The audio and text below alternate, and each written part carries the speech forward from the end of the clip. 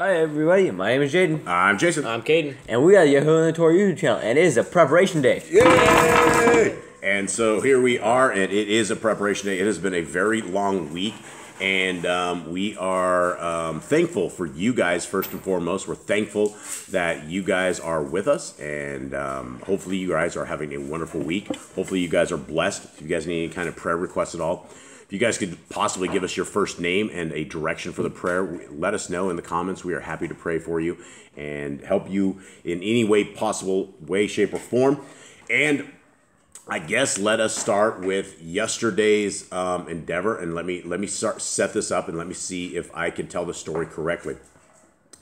So yesterday, right after we did the Yahushua and the Torah, and so right now it is what, Probably 6:15-ish. 6:15-ish in the morning. And that's why you don't see Eli here. He just can't get out of bed real good. I don't know what the deal is. But yesterday, after Yahushua and the Torah, we got done. We went out there to bath dogs. And Eli's outside of the house a little bit.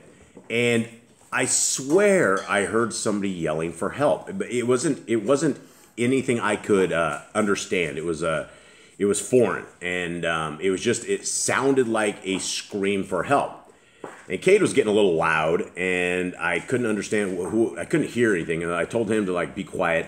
And I heard it again, and I started screaming for Eli. And I'm like, Eli, Eli. And Eli says, I'm right here, Dad. I'm running up the road. What do you need?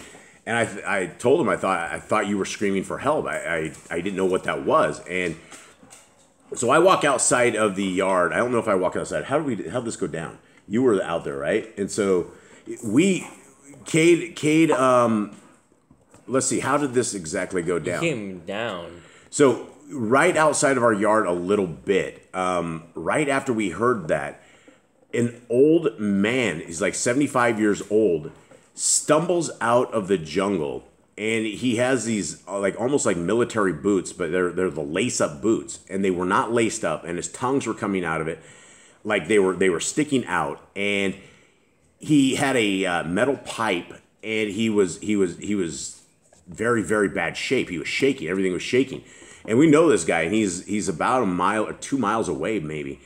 And immediately we run over to this guy, and he couldn't stand. And it appeared as if he had drugged himself or had done everything possible to make his way over to us. And so I put my arms around him, and I lift him up, and immediately he slumps into my arms. And so I hold him there. And we're a ways away from our house, so I yell for Cade to go get a chair, and the old timer, he wants water, and we have no idea what in the world's going on. He says something about his knee, and he was chainsawing. Something had just hit his knee, or something of the sort. And he's literally about 107 pounds, 106, 107 pounds, and he's just a very frail old guy. So I'm sitting there holding him. Cade runs back, and he grabs a plastic lawn chair that we have. It's just this old junker lawn chair. I think they're probably like $5 in the States or something of the sort. So we get him to sit down, and I have to have the boys keep running back and forth. We get him some water, and we're trying to figure it out. He's trying to get to the hospital. And here's a couple things first and foremost, is there is no way to drive in and out of our land. There's no roads. The roads are no more. And you can't get in and out, and so you have a trek through hard jungle before you could even exit our land. And so to get this guy, this old timer, up to where we can get transport, the old timer's trying to call his friends, and on one of our phones, and nobody could get he couldn't get a ride. He was just trying to get to the hospital, and so we are about a quarter of a mile from a road where there's still another 2 miles before a vehicle would ever come down. So we called a taxi, and first and foremost, we are those people who are, I hate to say, we're always extremely broke, and we don't usually have money around. And for whatever reason, we scraped up everything we had, and we came up with $32. And so Jaden, we nicknamed him Big Ben. Because he's large. He's like larger than me as far as just a bulky, strong guy. And Cade, and we begin in the morning. We take we we grabbed the lawn chair, and Jade on one side and me on the other side, and we lift the lawn chair, and we started this walk through the jungle. And it wasn't too bad. The guy was very light, right? 108 pounds or something of the sort, but his leg is all buggered up. And so we can't hit anything. And so we're giving him a ride through a plastic chair in the jungle, and it gets pretty, it's kind of hard to walk here and there. And we got to a part where he had to pull the trees out of his way as we lift him down. And so we ended up in these really thorny bushes, but we lifted him up and over that. At one point, Jaden had the old timer on his shoulder in the chair. And we finally make it this quarter of a mile up to the top, and we have to cut our gates. We have to cut our fences and stuff to get him out of our property. And so we contacted, as we were making our way up there, this taxi came from quite a ways away, but he came really super fast. And we get him there, and what we find is that the taxi, we get him loaded up in the taxi, right? We have to lift him up in this taxi. And the old timer doesn't have any kind of ways to get a hold of his family. His family lives in another town, and he just kind of like lives on this little farm by himself. But he has a wife and kids and stuff. He's just really old out in the thing. He had no way to get a hold of his people. So we had $32. We told the taxi guy, look, can you please take him to the hospital, wherever he needs to go, stay with him, because we need to get a hold of his family and try to get his family to him. And so we didn't know what to do. We couldn't just let the taxi guy take him away, and we lost track to this old timer, and his family wouldn't know there. So we keep track of this guy, and he goes to one hospital, and I guess it's so bad they take him to another hospital.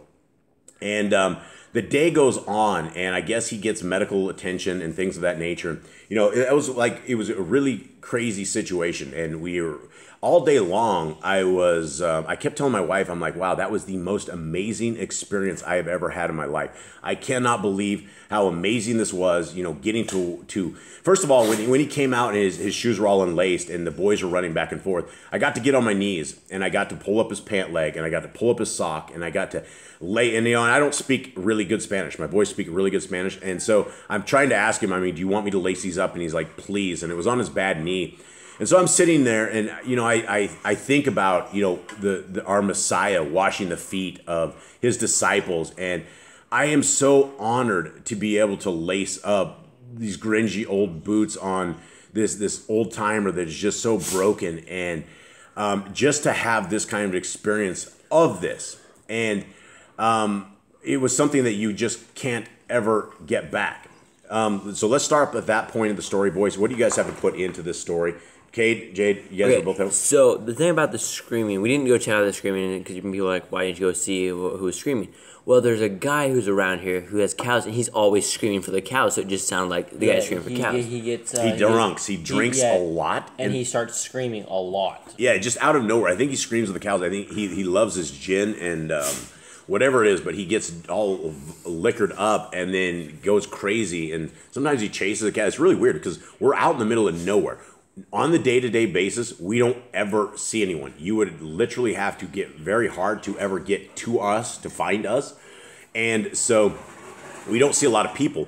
And this one guy that goes around screaming all the time, we have no idea. It's really creepy. We'll be out farming, and this guy gets liquored up, and we'll hear from a distance him screaming and the cows going. So we just assume he just gets drunk and starts chasing cows or something. We don't know what he does. Go on. Yeah, so a few more things on it. You got pretty much everything about carrying him and everything else. He got water, got on a chair, and he asked for a face mask because it was required to have a face mask inside the hospital. So we had to mask him up. So we got a face mask there. And I thought it was just a super amazing experience. So we get home. Well, we were home all day. We're home all the time. So we're here all day, and we're talking to his family, finding out what's going on. The taxi guy, he leaves. They're at the hospital, and they call us later, and instead of them going to their other house where they actually kind of have a house, they decided they were going to take him back out here. And he doesn't live in a house. He lives in a shack. This guy, he has literally chainsawed a couple trees down and put it together, and it's not a cabin. It's kind of a shack. And I don't even know how to describe the thing. What did you guys describe it as? His house? Oh, so he went and cut out some trees and cut them into boards and stuff and posts and made this little house. And his roof is a tarp. Yeah, his roof is a tarp, and so these people are very, very poor in this country, very, very poor, and so. Another thing I want to mention is before he ever left for the taxi, he said, "Do not call my family." He goes, "I'll walk back by myself. That we don't need to worry them." And he's like, because they'll come visit me tomorrow. I'll tell them everything that happened. They don't need to rush or worry today. So he didn't want his family to come down yesterday. Yeah, and he thought he's like, this has happened before, and so I'll be okay. They'll go reset this thing or whatever it is, and I'll be able to walk out. And I'm like, well, we were freaking out because we just didn't want him being hauled away to some hospital and no one knows where the heck he's at or anything of the sort. So that was a very blessed experience, and I would say that was the greatest experience of that day. However, when they decided to bring him back out, which is very interesting, Jaden and I got to walk over a mile with a chair with the old timer. It was about 2 miles. It was about 2 miles through the jungle in the middle of the night, and so they got it right before sunset yesterday. They got him with another cab way up the road, way further from where they picked him up. And so Jade and I take our chairs and flashlights and we go up the road and we find him. And he is his son is a really short guy. And here in this country, I don't even know what to say, but we're what they call like tall whites. Like anyone in like South America, people are very short compared to North Americans. I don't know why that is. But the old timer was short and his son is real short. But his son, when we first caught up with him, he had been packing him on his back. And since the old timer had only one leg, he could only, he was just like pulled up on his neck. And so Jade and I rushed there. We got the chair and we begin this 2-mile walk through the jungle. Jade on one side, me on the other. And then we swapped off with his kid. And it was just a long trip. What did you think about that trip, Jade? I wasn't sure how it was going to go because it's definitely downhill and it definitely gets very dangerous. Some points where there's big rocks and slippery dirt and stuff. It's like moss almost on the dirt. It is like, I mean, the trail or basically the jungle that we had to go down is like a kind of like a mountain trail. If you don't watch your step, you will go flying, and especially where it's getting dark. Yeah, especially where it's getting dark, and we have an old timer, and if we take a flying leap and hurt him worse. That was what we were really, really concerned about. And so Yah gave us the feet to get him where he needed to go. This family was so grateful to us. The old timer said, "How much did that cab cost?"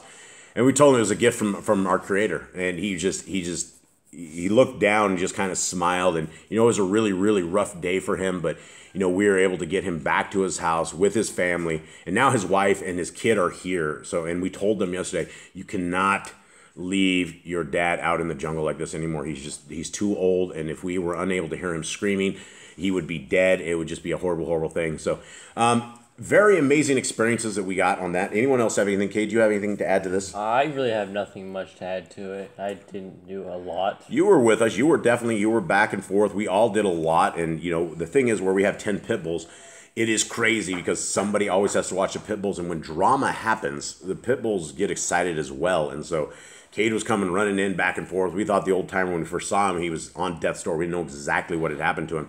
And it was just real shaky. So to be able to hold an old timer up in your arms and have them just relax and just, it was just an amazing experience. And, that is, I thanked Yah all day yesterday for this life experience and for us being able to have this, for giving us the abilities to be large like this, that we are able to do things. And that's what I was telling Jade. Not all of us in this house are built equally, right? I am a large individual. Nicole is obviously small. Cade is her frame. Jade is my frame. And Eli's kind of in the middle of it. And so that's what I was telling Jaden yesterday. I said, you need to thank our Creator that he gave us the strength and the just being big. And I've always thanked my Creator for being large. Even though I was overweight, I've always been very large. And I'm able to do things that smaller people can. It takes 2 or 3 people to do. And so yesterday we were able to demo that we were able just to do this. And, we have some hip issues today. My hip hurts. Jade's hip hurts. It was a long walk. And, But Yah gave us the power, and we were chuckling and laughing all the way down and joking with him as his arms are wrapped around our necks, and we're carrying him in this chair. And it's just a great experience. So too bad we didn't get a picture of it. Yeah, we didn't get his picture of it, but that's the thing. And at one point we were trying to figure out, we're like, how do we get this old timer up to the thing? And I was going to put him in a wheelbarrow, and the first thing I thought of was, I'm like, that's pretty disrespectful, is putting somebody in a wheelbarrow. And the chair was better. I think if somebody was even bigger than him, I think the wheelbarrow might have been a better option. His wife said last night, she goes, a wheelbarrow would be a great option right now. I'm like, And we had already discussed that. We're like, we're not going to put an old timer in a wheelbarrow and do this to him, especially where his knee was all jacked up. So we were able to do that. Thank Yah for this. And let's continue on, guys. It is month 9 on our Creator's calendar. It is a preparation day. Yay! It is the 16th day on the Gregorian calendar, 22nd on our Creator's. That means next, what is it? Oh, 16th. So no, actually, it's not next week. It's the next week is the pagan holiday, which they call Saturnalia, where people have taken one guy whose 2 letters almost say Saintin, but then they say Santa, and then the guy has claws, like, death claws. It is next week. Is it next week? Look. 24th. It's 25th.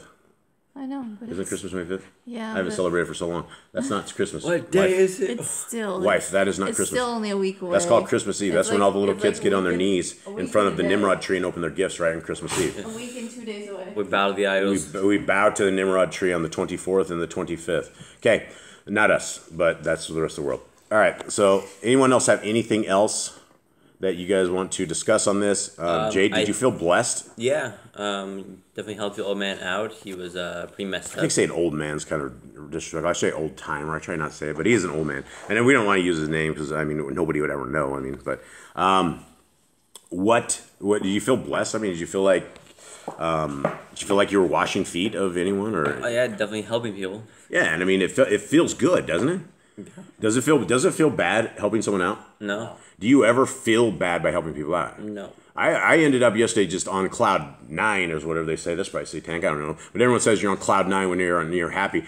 I was very, very elated the entire day. I was less elated when I found out I had to carry him 2 miles home. It was so great we did it the second time. Yeah, and that's why as I was chuckling to myself, I'm like, Yah, I kept thanking Yah for this experience. He's just about to give me a 2-miler versus a quarter of a miler. And that was, again, a very awesome experience and right up into Boss Clan territory. Okay, Luke 22. And the festival of Matzah drew near, which is called Pesach. And the chief Kohanim and the scribes were seeking how to kill him, for they feared the people. And Satan entered into Yahuda, who was called of Kirioth, who was numbered among the 12. And he went and spoke to the chief Kohanim and captains, how he might deliver him up to them. And they were glad and agreed to give him silver. And he promised and was seeking an occasion to deliver him up to them, away from the crowd. And the day of Matzah came, when the Pesach had to be slaughtered. And he sent Kepha and Yochanan, saying, Go and prepare the Pesach for us to eat. And they said to him, Where do you want us to prepare? And he said to them, See, as you enter into the city, a man shall meet you carrying a jar of water. Follow him into the house he enters. And you shall say to the master of the house, The teacher says to you, Where is the guest room where I might eat the Pesach with my Talmudian? And he shall show you a large, furnished upper room. Prepare it there.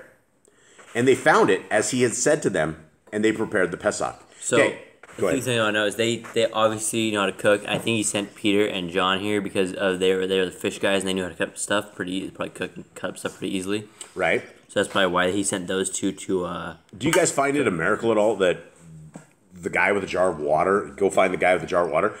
How do we know? How do they know the guy with the jar of water is going to be carrying this in, or how? I don't know. Maybe like an angel went to the guy with the jar of water, be like, "Hey, the teacher needs a room. Can you give him a room later?" This is what I was talking. This is what I was saying the other day. That every single thing, every miracle, every work of wonder that our Creator has done has been pre-planned. Right? Everything from this guy with this jar of water that just happened to be walking by, right, to where you just go and you have a house. Who are these people? How did he set this room up? How did these people know? How did this guy know there was going to be a Passover here? And he just let him like, okay, cool. Yeah. But it's the plans, right? It's the Ruach HaKodesh. It's the plans of our Creator that do all this. Okay, 13. And going, they found it as he had said to them, and they prepared the Pesach. And when the hour had come, he sat down, and 12 emissaries with him. And the 12 emissaries? And the 12 emissaries, yes. Thank you, good proofreader, Jubby. I appreciate that. And he said to them, with desire I have desired to eat this Pesach with you before my suffering.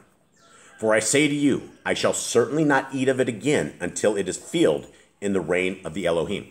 So this is something that I guess is very interesting, that the Son of the Most High has a desire, right? An anticipation that he wants to sit and eat this Passover with him. Why would he do this? Why would he have a desire to eat the Passover with his Talmudim? Maybe because he's hungry or because it's a command?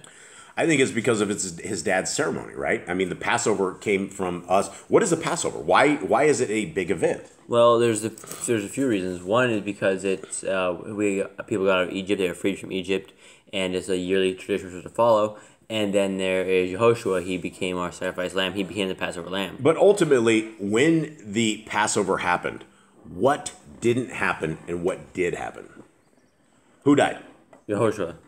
On Passover. I'm talking about the old Passover. Oh, the days of Moshe. Egyptians. Right, the Egyptian Passover. Right, because, I mean, the Passover wasn't just something with right here, right? Where did it come from? Why is it important? Why did he want to celebrate this with his Talmudim? Why was this important? Because the Egyptians, all the firstborn died, and all Israel was saved that night, and it became a feast as a remembrance that we were saved by Yahuwah in Egypt. Right. All right. Yeah, that was hardcore. Sorry, guys. I just took a drink of straight ginger tea. My wife takes the ginger, boils it up, and it has a little bit of a kick. So I was sitting there, not desiring that. Okay, so he wants to sit there and eat the Passover with us. 17. After taking the cup, giving thanks, he said, "Take this and divide it among yourselves." Did I miss something? No, it said and taking. It was after taking the cup. I shall certainly not eat of it again until it is filled. Where did I say to you? 17. 17. Okay. And Yes, you said after. okay, and taking the cup, giving thanks, he said, "Take this and divide it among yourselves. For I say to you, I shall certainly not drink of the fruit of the vine until the reign of Elohim." Okay, right here, did he drink wine right here or did he not? I believe he did here, and then he didn't afterwards until. He said it took the cup, giving thanks. He didn't say it. Never say he actually drank it, but he does. I think in other previous books. I think he probably drank. I think he probably did the Passover probably because you're supposed to like have the. I think you're supposed to have wine, right? Who said that? Where's the commandment said? Pretty sure it's in the Passover. What? You're supposed to have wine? Yes. Who said that? Passover commands. The Passover command says we're supposed to have wine? No. I've never seen that. What Torah are you reading, Jebby? I don't remember. There's no Torah command to drink wine. It's a lamb roasted before Right, must be eaten. bitter herbs. Oh, maybe it's matzah. Yeah, matzah. No, they throw wine into this, but that's not the Torah command, right? We're not told to drink wine. Okay, so and taking the cup, giving thanks, he said, "Take this and divide it among yourselves, for I say to you, I shall certainly not drink of the fruit of the vine until the reign of Elohim comes." See, right there where he said this, you would almost say that he took the cup and then he gave it away and said, "Divide it among yourselves," and said he would not drink of the fruit of the vine until the reign of the Elohim comes. Or because it would almost seem like he would say, "I shall certainly not drink again of the fruit of the vine until the reign of Elohim comes," right? So do we know? Yeah, that's what the NIV says. So what does it say? "For I tell you, I will not drink again from the fruit of the vine." Okay, so yeah, he probably drank at that point. Okay, 19. And taking bread, giving thanks, he broke it and gave it to them, saying, "This is my body, which is given for you. Do this in remembrance of me." Okay, now I got to stop on this because we will have people, and I don't know any other way to say it other than they're like, some people are actually satanic, and they're like, well, Messiah Yahushua right here just said you're supposed to give a body. You're supposed to eat the body. Does this say to eat his body? No, we're not supposed to eat people. We're not cannibals. We're not cannibals. There's Leviticus 11 tells us not to eat what we can, what we can't. Right. We don't eat humans. That's not what... But he's saying you take part in the salvation, you take part in being part of my body. Yeah, and part of this, he says, "Do this in remembrance of me," right? This is where we are to remember Messiah Yahushua, his sacrifice that he was about to do, that we now know that he did, right? in remembrance of me. And so this is a remembering ceremony along with Passover. And so 20. Likewise, the cup also, after supper, saying, this cup is the renewed covenant in my blood, which is shed for you. Okay, the renewed covenant. What is the renewed covenant, gentlemen? It is the renewed Torah. And what is the renewed Torah? What do you mean the renewed Torah? What does that mean? It is the Torah renewed because the Israelites broke the commands and Yahushua came to restore it. I don't think it's the Torah renewed. I don't think it's the Torah renewed. We never lost the Torah. Well, it's the part of keeping or not keeping the Torah that is renewed. I will give you another chance. If you, as the people of our Creator, would like to obey my laws, statutes, and commandments, I will be your Elohim and you will be my people. I will write the laws, statutes, and commands upon your heart, your mind, and your soul. Right? This new covenant out of Hebrews 8, the renewed covenant, or the new covenant as they call it, it is for the house of Yashrael. It is not the house of Gentile. It is not the house of Christian. It is not for anyone else. And so if you are thinking that you are in a renewed covenant and you are not the house of Yashrael or the house of Yehuda, you're not making it to the renewed covenant. You don't have a renewed covenant. The renewed covenant is for those with the faith of Messiah Yahushua and keep the laws, statutes, and commands of our Creator. 21. But see, the hand of him delivering me up is with me on the table. For indeed, the bin of Adam goes as it has been decreed. But woe to that man by whom he is delivered up. And they began to ask among themselves, which of them it could be who was about to do this. And there also took place a dispute among them as to which of them seemed to be greater. So here we have like someone's going to betray me, and then like, wait, which one of us is the greatest? Yeah, but they didn't understand that stuff, right? And they believe because they're hanging out with Messiah Yahushua that they are going to be the greater, and maybe they are. We don't know. I think they judged the 144,000 or whatever. I think that each one of them will judge the 12 tribes. All right, 25. And he said to them, the sovereigns of the Gentiles rule over them, and those who control them are called workers of good. But not so with you, but let him who is greatest among you be as the youngest, and the leader as one who serves. Okay, you guys understand this? What this is saying? He's saying, humble yourselves. Yeah, humble yourselves. Humble yourselves. Do what you need to do to save the people. It does not matter what condition the people are in. Humble yourselves and take care of them. For who is greater, the one who sits at the table or the one who serves? Is it not the one who sits at the table? But I am in your midst as the one who serves. But you are those who have remained with me in my trials. And I covenant with you as my Father covenanted for me, a reign, to eat and drink at my table, in my reign, and to sit on thrones, judging the 12 tribes of Yashrael. And the add-on said, Shimon, Shimon, see, Satan has asked for you to sift as wheat. Now, this is something I think everyone needs to understand, that you are going to be sifted as wheat. You will be attacked. You will be taken. If you are in Torah, it is just going to happen. And so we need to pray against things of this nature. And if Satan can go petition our Creator to have at it, and that's what Satan was doing, just like Satan petitioned for Job. And Abraham. Right? And Abraham, right? They all petition. And if Yah allows, then your faith in your life is going to be tested, and we need to come through with all of this. 32. But I have prayed for you, that your belief should not fail. And when you have turned, strengthen your brothers. And he said to him, Adonai, I am prepared to go with you, both to prison and to death. And he said, I say to you, Kepha, the cock shall not crow at all today until you have denied 3 times that you know me. I wonder if he didn't say that, would it still have happened? Him denying him? Yeah, if he didn't say you'll deny me 3 times, would it not have happened? Well, yeah, absolutely. He just put the rooster right there because that's one, yet again, that rooster, the egg of that rooster, for him to hatch, for him to come around, for him to crow at that exact time. These are all the pre-planned, pre-orchestrated things that our Creator uses to make his point and to make his ways. Okay? 36. And without that rooster, who knows where Kepha would be now, right? 35.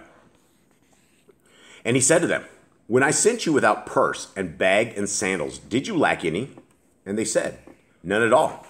So when did he tell him to go without bag, sandals, and purse? I told him to go and teach the word. Yeah.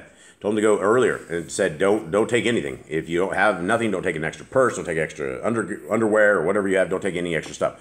And 36, and he said to them, but now let him who has a purse take it, likewise also a bag, and let him who has no sword sell his garment and buy one. Okay, this is a little bit different than turning your other cheek, turning the cheek. This is a little bit different than what we knew before. He just changed his direction for the disciples, right?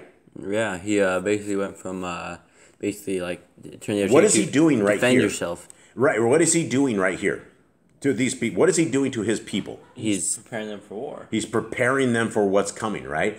Because if he would have died and he would have had it where his instructions were not to take anything, and then all of a sudden we have all of this come against them, they were not prepared. They were prepared at first. But this is what he says. This is very important. And people are like, well, we don't need it. We don't need to prepare. We don't need to do anything.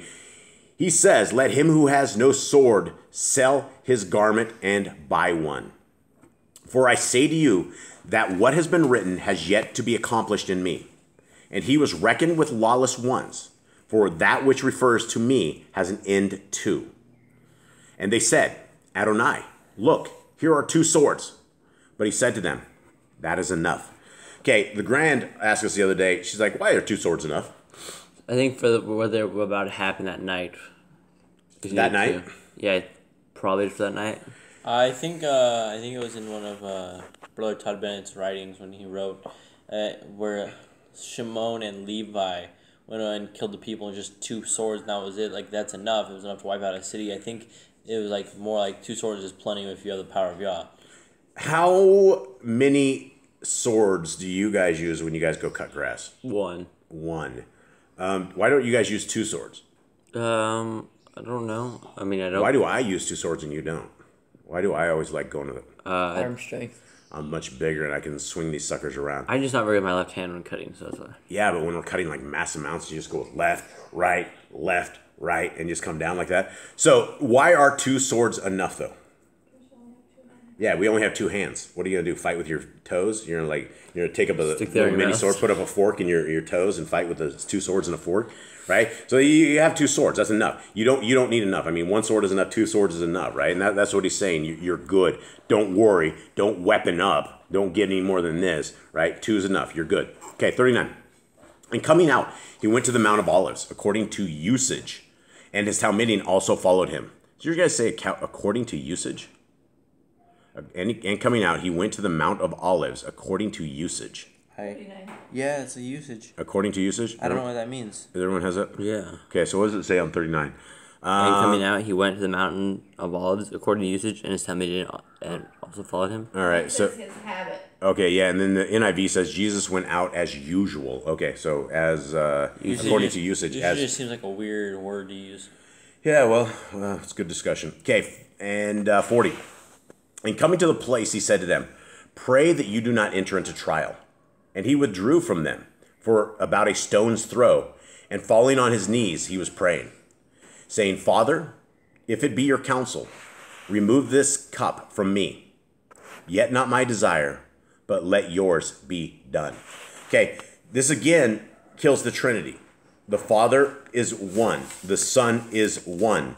The Son is not praying to himself and asking himself to be let go of the trial that's about to happen and denying himself, right? This is the Son that is doing the will of the Father. And so many people get this wrong. And it is just, there's so much of deception. I don't know if the world will ever figure this part out.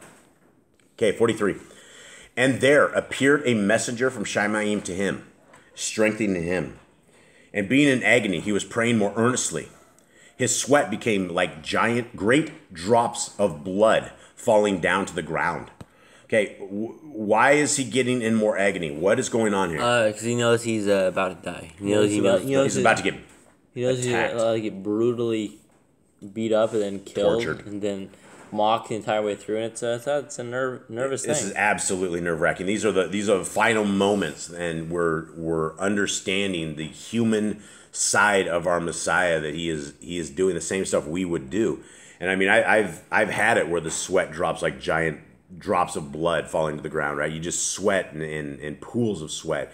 Your nerves are at the edge. And I mean, I'm sure his heart rate was up. His blood pressure was probably up. He was probably very terrified of what was about to happen. Okay, 45.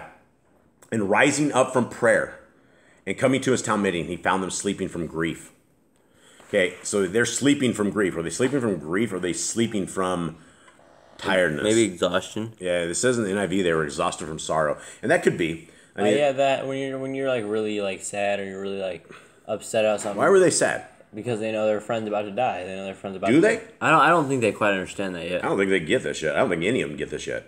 But maybe. I mean, maybe because Messiah's I don't know crying. a reason that they're sad other than they know that Messiah's about to leave. Well, he's in grief, right? He's in grief, and they don't quite understand this whole thing quite yet. Okay, 46. And he said to them, "Why do you sleep? Rise and pray, lest you enter into trial."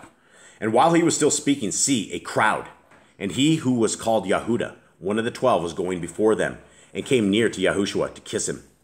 And Yahushua said to him, "Yahuda, do you deliver up the bin of Adam with a kiss?" And those around him, seeing what was about to take place, said to him, "Adonai, shall we strike with the sword?" And one of them struck the servant of the Kohen Hagdadal and cut off his right ear. But Yahushua answering said, "Allow it this far."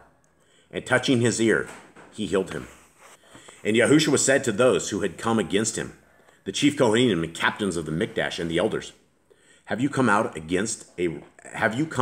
as against a robber with swords and clubs? All right, so we know that from the other books that it was Kepha that cut his ear off.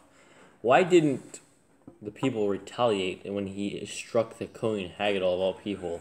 Number one, they were terrified. Everybody was terrified about Messiah Yahushua. They've seen him heal people. They've seen him bring people back to life. He has seen the blind have vision. The deaf can hear. People with blood flows are fixed. Fevers are fixed. Sicknesses are fixed. I mean, it just goes on and on and on, right? You do not know what you are going on. He could have gone, boom, and they would have dropped, right? And you don't know what you're getting up against, right? And so as they expected a war, that's why they brought all those people out with them. And it wasn't the Kohen Hagdol, it was the Kohen Hagdol's servant. Yeah, and I don't think they would have come out. It said the chief Kohanim, and the captains of the Mikdash. So I mean, it does say chief Kohanim. It says servant of the Kohen Haggadol. Servant of the. On a cup of ear. Okay, right. I don't know why they didn't just pick up swords and Start deal with that. fighting the Talmudium for that. I don't know. The power of Yah that he can.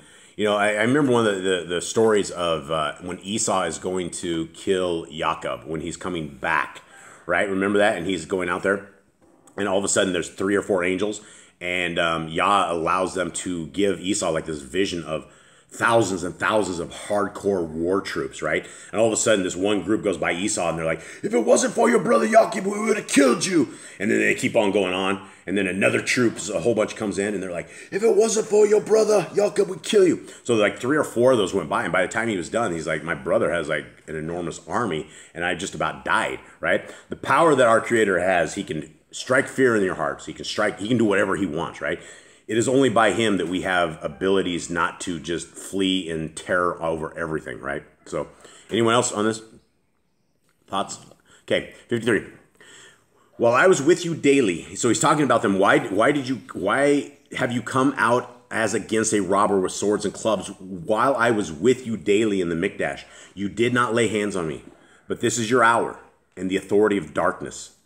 And having seized him, they led him and brought him to the house of the Kohen Hagdadal. And Kepha was following at a distance. And when they had lit a fire in the midst of the courtyard and sat down together, Kepha sat among them. And a certain servant girl, seeing him as he sat by the fire, looked intently at him and said, "And this one was with him." But he denied him, saying, "Woman," I do not know him. So what is second? But he denied Yahushua. I was confused about that as well. Okay, yeah, so he denied Messiah Yahushua, saying, "Woman, I do not know him." And after a little while, another saw him and said, "You are one of them too." But Kepha said, "Man, I am not." And about an hour later, another insisted, saying, "Truly, This one was with him too, for he is a Galilean too. But Kepha said, man, I do not know what you are saying. And immediately, while they were still speaking, a cock crowed. And the Adon turned and looked at Kepha. And Kepha remembered the word of the Adon, how he had said to him, before a cock crows, you shall deny me 3 times. Okay, this is one of these things we don't get, right? One of these parts right here, the Adon turned and looked at Kepha, right? Can you imagine that? He's sitting there a ways away, and he's just out there, and then all of a sudden the rooster crows, and the Adon looks at you, right? He knows that you denied him. He knows that you denied him. Your heart would be crushed. You not only the cock crow, the Messiah knew it, right? The Messiah knew that he was denied amongst men. Okay, 62. And Kepha went out and wept bitterly, obviously. And the men who were holding Yahushua were mocking him, beating him, and having blindfolded him, they were striking him on the face and were asking him, saying, Nabba, who is that struck you? And they said to him much more, blaspheming. And when it became day, the elders of the people, both chief Kohanim and scribes, came together, and they led him into their council, saying, if you are Hamashiach, say it to us. And he said to them, if I say to you, you would not believe it at all. And if I asked you, you would not answer me at all. From now on, the Ben of Adon shall sit on the right hand of the Almighty Yahuwah. And they all said, you then are the Ben of Yahuwah? And he said to them, you say that I am. And they said, why do we need further witness? For we have heard it ourselves from his mouth. So if he is really, if the son Jesus is really God, and he just said essentially that he's the son of God, that would make him a liar, right? Yeah, I think so. Right? So if they had our creator in their hands and they were about to kill our creator, how is humans able to kill our creator? How would our creator allow himself to be killed? And that is what everybody has with this Trinity. They're like, well, the creator loves us so much that he came and died for us. Well, I think it's better that he loved us so much that he sent his son to die for us, because where did our creator go for 3 days? Did Satan run the Shaimaim? Who's running the Shaimaim? Where did he go? It doesn't work like that, right? The Son is the Son. The Father is the Father. And we must get this doctrine correct, because so many people are praying to the wrong entities. They're doing the wrong things, and that's just wrong. So tomorrow, everybody. Is Shabbat. Shabbat. Drum roll for Shabbat. Yay! We need it. Hopefully we don't be carrying anybody through the jungles today, because I need a rest, and we need a rest on Shabbat. Tomorrow at 11 o'clock Eastern Standard Time. You know where to find us. We will have it posted as soon as we can. And we hope to see you guys there. And we hope you guys are studying up on your Torah commands. We might do a little bit of quiz tomorrow and see how you guys are doing. See if it's the Sliger family that takes first place, or see if there's any other family out there that can even rank. I would say I put you guys in against the Sliger family, but I think Rhiannon beat you guys last time. She beat you. She had like 20-some commands. I didn't compete because I had the list right in front of me. Oh, that's true. That's good. All right. Well, that's honest at least. All right. Well, thank you guys very much. Thank you, everybody out there. We will get busy and have a good day. All right. Shalom.